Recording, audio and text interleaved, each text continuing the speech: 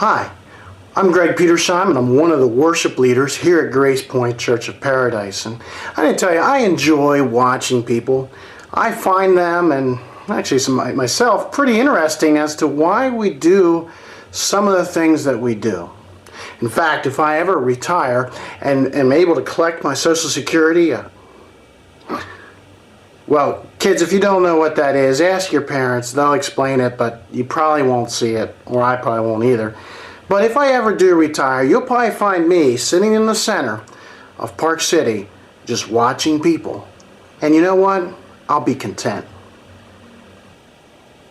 There are some things that puzzle me as to why we do them. Take the beach, for example. We get all excited. We tell everybody we're going. We make plans far ahead of time. We spend double on the seasonal rates. We complain about the crowds. We rub ourselves with like this oily stuff, and we sit under an umbrella to protect us from the sun, preferably on the hottest days of the year. Well, we complain about how we look in our bathing suit, and we wear fewer clothes than we ever would in public, even with our friends. And yet we are willing to share this wonderful experience with thousands of strangers that sit 3 feet from us. Another thing I find interesting as I look at people is how we act during sporting events. We talk to all of our friends daily about our teams. We buy their jerseys, the mugs, and hopefully the closest plastic seats that we can afford. Well, we sit in hours for traffic to get there early.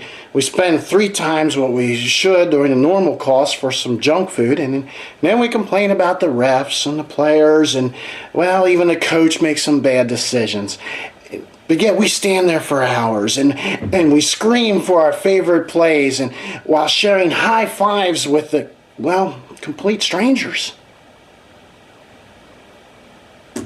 If you're honest, we all have things that we do that, well, doesn't make sense to others, especially those who don't share our enthusiasm about whatever we care about.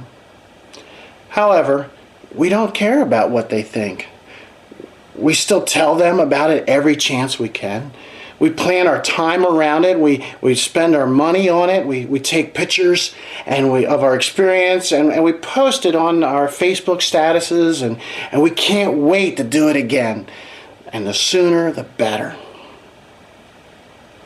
But the one thing that really puzzles me about us sometimes is, why is it so hard for us to be just or even more excited about church?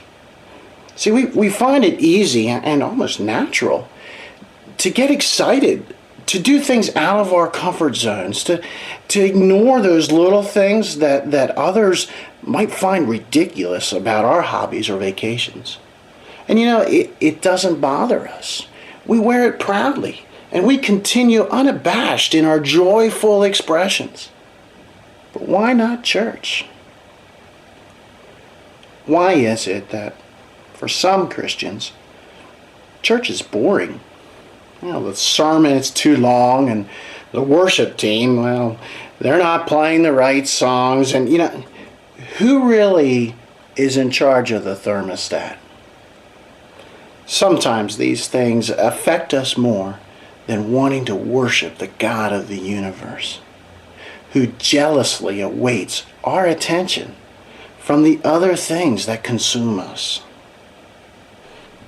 Maybe we should be selling Grace Point shirts and mugs and take pictures.